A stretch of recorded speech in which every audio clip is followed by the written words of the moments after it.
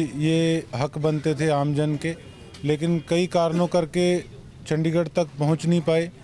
तो बस इसीलिए देखो, मैं पार्टी का सदस्य हूं और एक उसके बाद मैं एक मेरे बुज़ुर्ग खड़े हैं, मेरे बड़े भाई खड़े हैं, तो मैं एक देखो इनका बच्चा हूं।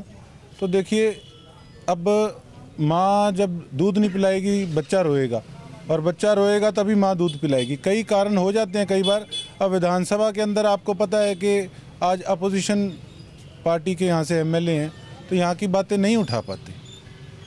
तो बाकी फिर भी सीएम साहब ने पॉजिटिव रिस्पांस दिया, जैसे कि मैं पहले कहता था।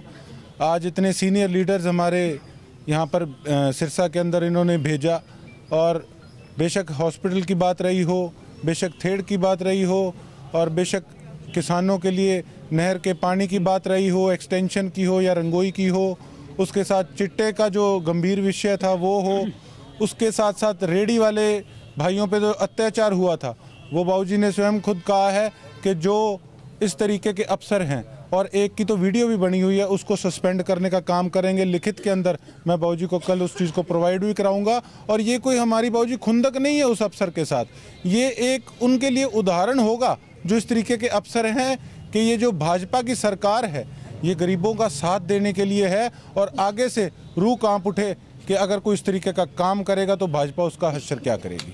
वो सारे के सारे सीएम साहब से और सरकार के साथ टच में हैं, लगातार फीडिंग दे रहे हैं, और उसी के आधार पे आज हमारे आने की बुनियाद बनी है। ऐसी बात बिल्कुल नहीं है कि पार्टी नहीं है, भाई साहब और भी सारे के सारे पार्टी के ही लोग हैं, कोई अलग से थोड़ी हैं। और मैं तो अब जो बहन जी ने माता जी ने अभी कहा है, हम भी यही कहेंगे कि भाई अब क्योंकि सीएम साहब ने संज्ञान ले लिया है, तो हमें अब 13 दिन की जो ये अपनी हड़ताल थी, जो धरना था, इसको अब अपन ने समाप्त कर देना चाहिए।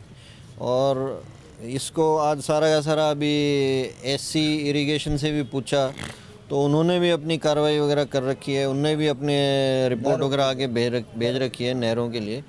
तो वो सारी चीज़ चढ़ेगी, सिरे चढ़ेगी।